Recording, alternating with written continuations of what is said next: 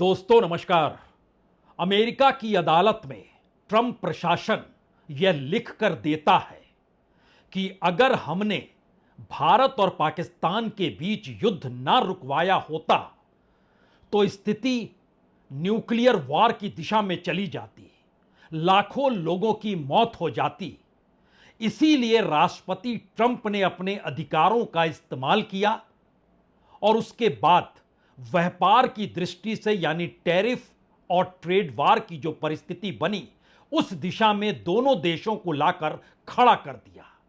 यानी व्यापार को लेकर बातचीत हो रही थी, यानी व्यापार के साथ साथ अमेरिका के साथ व्यापारिक संबंधों को लेकर बातचीत हो रही थी।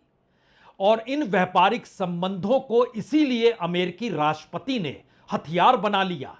क्योंकि भारत और पाकिस्तान न्यूक्लियर वार की दिशा में ना चले जाएं। तो क्या सीज फायर अमेरिका के कहने पर हुआ? सीज फायर अमेरिका ने कराया? भारत और पाकिस्तान के बीच मध्यस्थ की स्थिति में अमेरिका आकर खड़ा हो गया? ये सारे सवाल बीते 19 दिनों से लगातार भारत की राजनीति के भीतर, भारत की विदेश नीति को लेकर, अंतर्राष्ट्रीय कूटनीति के मद्देनजर और भारत के जरिए जो 7 डेलीगेशन दुनिया के 31, 32, 33 देशों में घूम रहे हैं, अब उनके सामने भी है। क्योंकि टैरिफ का सवाल अमेरिका में राष्ट्रपति के अधिकारों को चुनौती देते हुए वहां के फेडरल कोर्ट ने रोक लगा दी। न सिर्फ रोक लगा दी बल्कि खुले तौर पर यह भी कह दिया कि दरअसल आप उस दिशा में कदम नहीं बढ़ा सकते हैं, यह आपके अधिकार क्षेत्र में आता ही नहीं है कि समूची दुनिया में टैरिफ को लेकर आप नई परिभाषा गढ़ने लग जाएं। ट्रंप प्रशासन की तरफ से जो जवाब दाखिल किया गया वो जवाब चौंकाने वाला इसलिए है क्योंकि उस जवाब के भीतर भारत और पाकिस्तान के युद्ध और न्यूक्लियर युद्ध की परिस्थितियां छुपी हुई हैं। हमें लगता है इस पूरे मामले को आज इस तर्ज पर भी देखना चाहिए। क्या अमेरिकी राष्ट्रपति ने भारत को एक ढाल या हथियार के तौर पर इस्तेमाल किया अपनी टैरिफ नीतियों को लेकर, या फिर अमेरिका के भीतर वहां के राष्ट्रपति के आपातकालीन अधिकारों को लेकर जब फेडरल कोर्ट में ट्रंप सरकार फंस गई तो उसके बाद उसके लिए कोई दूसरा चारा नहीं था कि अब वह भारत और पाकिस्तान के न्यूक्लियर वार की स्थिति को लेकर टैरिफ का सवाल खड़ा कर दे। यह शायद अपने तरीके की एक पहली घटना होगी जिसमें अमेरिकी राष्ट्रपति ने भारत की विदेश नीति, कूटनीति, सामरिक नीति, पाकिस्तान के साथ आतंकवाद को लेकर नीतियां, सब कुछ एक झटके में खारिज करते हुए मोदी सरकार को ही कटघरे में खड़ा कर दिया। क्योंकि इस दौर में विदेश मंत्रालय की तरफ से जो भी जवाब दिया गया उसमें बहुत साफ तौर पर भारत सरकार का कहना था कि दरअसल व्यापार को लेकर तो कोई बातचीत उस युद्ध के दौर में हुई ही नहीं और सीज फायर भी बिल्कुल नहीं हुआ। डीजीएमओ ने डीजीएमओ से बातचीत की और खुद पाकिस्तान के डीजीएमओ ने फोन किया था। इन सवालों के तहत हमें लगता है आज अदालत के उन दस्तावेजों को पढ़ने और समझने की जरूरत है क्योंकि पहली बार जिस ऑपरेशन सिंदूर और उसके बाद की परिस्थितियों को लेकर लगातार प्रधानमंत्री मोदी देश के अलग अलग हिस्सों में घूम रहे हैं, आतंकवाद पर नकेल कसने के लिए दुनिया भर में जो नैरेटिव भारत अपने डेलीगेशन के जरिए बनवा रहा है उसको लेकर भी सवाल क्या अमेरिका के इस हलफनामे में दर्ज है? यह सवाल वाकई बहुत बड़ा है क्योंकि संघीय अदालत ने ट्रंप के व्यापक टैरिफ पर रोक लगाने का ऐलान किया और कहा कि आर्थिक नीतियां जिस तर्ज पर ट्रंप अपना रहे हैं वो बिल्कुल सही नहीं है। और कोर्ट ऑफ इंटरनेशनल ट्रेड उसकी तरफ से जो कहा गया, 3 बड़ी लाइन जो कही गई कि व्हाइट हाउस की तरफ से लागू किया गया आपातकालीन कानून राष्ट्रपति को यह एक तरफा अधिकार बिल्कुल नहीं देता है कि वह लगभग हर देश पर टैरिफ लगा सके। और मैनहट्टन की इस अदालत में यह भी कहा गया कि अमेरिकी संविधान कांग्रेस को अन्य देशों के साथ व्यापार करने को लेकर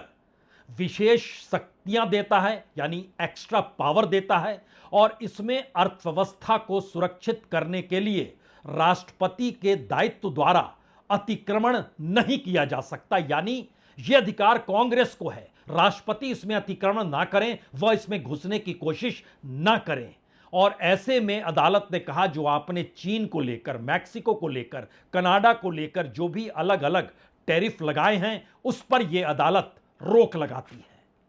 अब सवाल यह कि राष्ट्रपति ट्रंप के जरिए अदालत में क्या कहा गया और सरकार और प्रशासन की तरफ से वहां पर मैनहट्टन की अदालत में किस हलफनामे को दिया गया। चंद मिनटों के बाद हलफनामा तो दे दिया गया, लेकिन जो कुछ हुआ और जो दलील हुई, उसमें पहली दलील यह दी गई कि 1971 में निक्सन ने भी, जो राष्ट्रपति अमेरिका के थे, 1971 में निक्सन ने भी आपातकाल के तहत टैरिफ लगाए थे और तब कोर्ट ने उसे मंजूरी दी थी। तो राष्ट्रपति की आपात स्थिति घोषित करने की वैधता तय करना अदालत का नहीं बल्कि कांग्रेस का अधिकार है, तो आप इसमें बिल्कुल मत पड़िए। अदालत ने इस बात को खारिज कर दिया और यह कहते हुए खारिज किया कि आपने जिस तर्ज पर लिबरेशन डे टैरिफ मनाया वह पूरी तरीके से गलत है। अब यहां पर दूसरा सवाल उठा, जो बात का जिक्र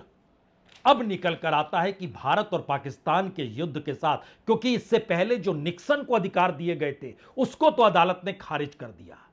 तब अमेरिकी प्रशासन या कहें ट्रंप प्रशासन ने जो अंतर्राष्ट्रीय आपातकालीन आर्थिक शक्ति अधिनियम है, जिसको शॉर्ट फॉर्म में IEEPA कहते हैं, उसके तहत जो तर्क गढ़ा गया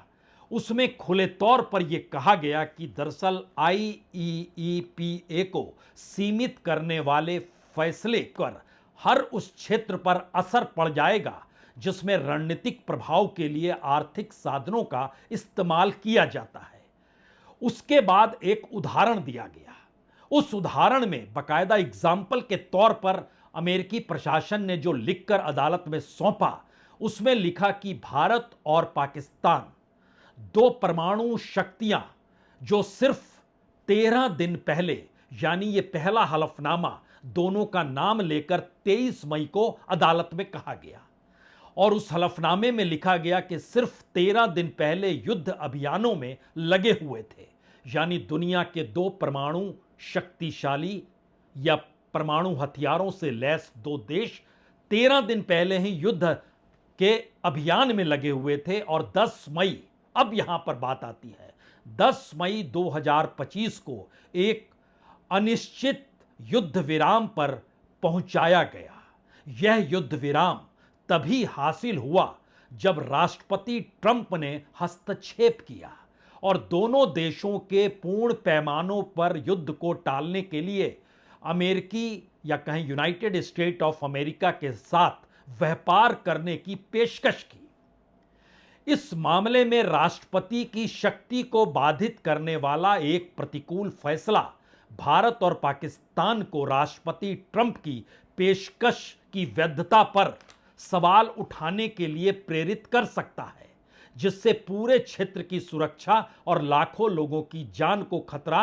हो सकता है। बड़ा महत्वपूर्ण है ये, यानी भारत जो लगातार विरोध कर रहा था कि सीज फायर अमेरिका ने नहीं कराया, युद्ध व्यापार को लेकर नहीं रुका, उस पर अपने हलफनामे में अमेरिका सरकार या कहें ट्रंप प्रशासन ने बाकायदा ये लिख कर दिया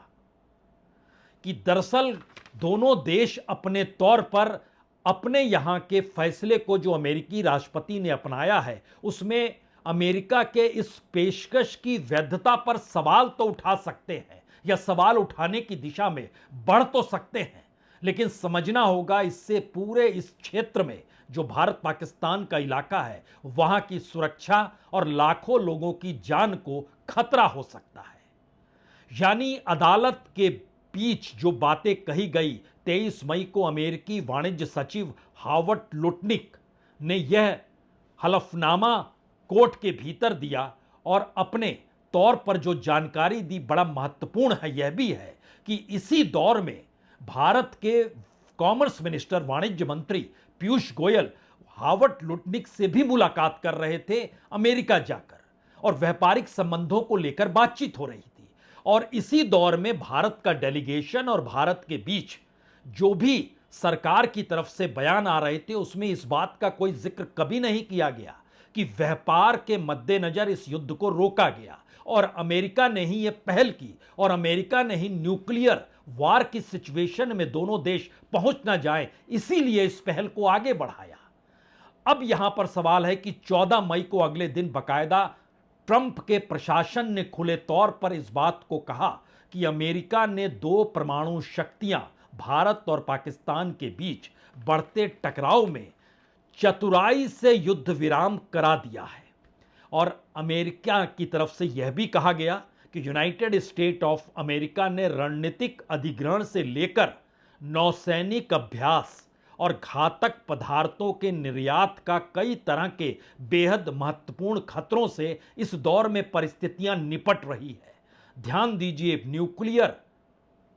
हथियारों को लेकर लगातार चीन और पाकिस्तान के बीच जो इस दौर में प्रोग्राम चल रहा है, या चीनी ताकत का इस्तेमाल पाकिस्तान कर रहा है, जो लगातार बातें हो रही है, यह सब कुछ अमेरिका कह रहा है। कहां कह रहा है? मैनहट्टन की अदालत में, जो फेडरल कोर्ट है उसके सामने। और ये तर्क सिर्फ इसलिए दिए जा रहे हैं क्योंकि ट्रंप द्वारा घोषित टैरिफ नीति को अदालत ने खारिज कर दिया और उस पर तत्काल से रोक लगा दी। और उसके काउंटर में तर्क यह दिया गया कि अगर अमेरिका में राष्ट्रपति इन अधिकारों का इस्तेमाल ना करे तो भारत और पाकिस्तान के बीच युद्ध हो सकता है, और यह युद्ध ऐसी स्थिति में होगा जहां पर न्यूक्लियर हथियारों का इस्तेमाल भी हो सकता है। विदेश मंत्री अमेरिका के मार्को रूबियो, उन्होंने अदालत में जाकर कहा कि दरअसल व्यापार वार्ता जो है, जो ट्रेड बातचीत चल रही है, वर्तमान में बेहद नाजुक स्थिति में है। चर्चाएं लगातार जारी है और अंतिम समझौते पर पहुंचना अभी बाकी है। इसीलिए जो IEEP है, जो आपातकालीन ताकतें राष्ट्रपति के पास है, उसी के तहत टैरिफ लगाने की क्षमता राष्ट्रपति को मिलती है। अन्यथा दुनिया के भीतर बड़ी मुश्किल हो जाएगी, और अगर राष्ट्रपति ने इसका इस्तेमाल नहीं किया होगा और आप इस पर रोक लगा रहे, यानी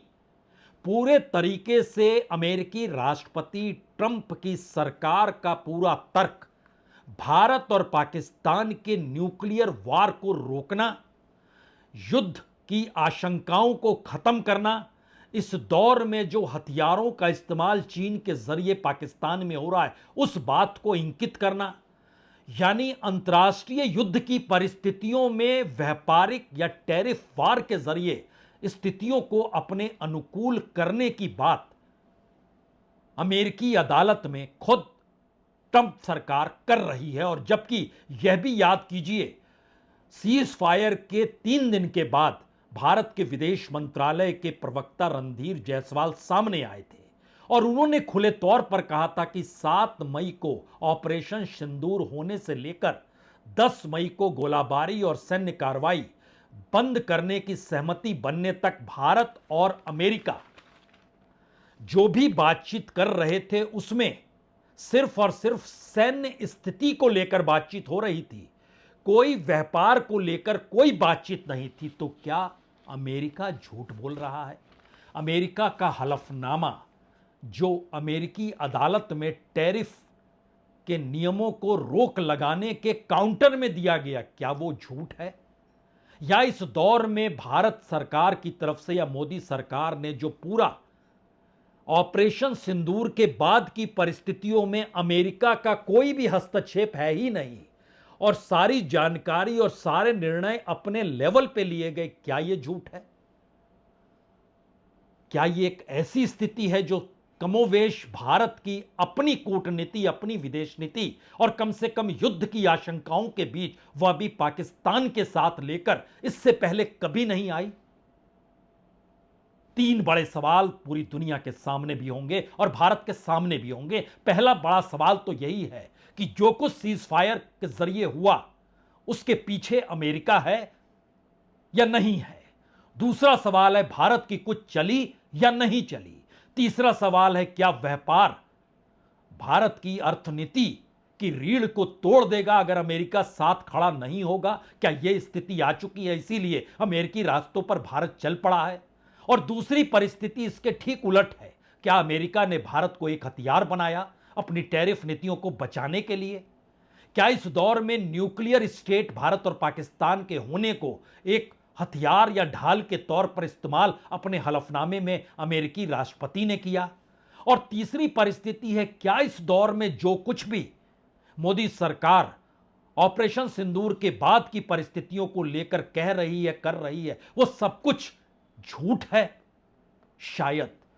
भारत की विदेश नीति और अंतर्राष्ट्रीय कूटनीति में भारत के भीतर भी देसी राजनीति को प्रभावित करने की जो भी परिस्थितियां हैं, शायद उन सब पर एक बड़ा सवाल इस दौर में अमेरिका के मैनहट्टन में फेडरल अदालत के भीतर दर्ज अमेरिकी प्रशासन के हलफनामे में लिखे शब्द सब कुछ बयां कर देते हैं। और यह शायद सबसे मुश्किल दौर मोदी सरकार के लिए है, क्योंकि खुद प्रधानमंत्री मोदी की निकटता अमेरिकी राष्ट्रपति ट्रंप के साथ छुपी हुई नहीं थी। बावजूद इसके पूरे भारत की विदेश नीति और सामरिक नीति और पाकिस्तान और टेररिज्म को लेकर जो सवाल इस दौर में उठ रहे हैं, उन तमाम सवालों पर एक झटके में इतने बड़े सवालिया निशान लग जाएंगे, यह कभी किसी ने सोचा ना होगा। लेकिन सब कुछ आंखों के सामने है। बहुत बहुत शुक्रिया, बहुत बहुत शुक्रिया।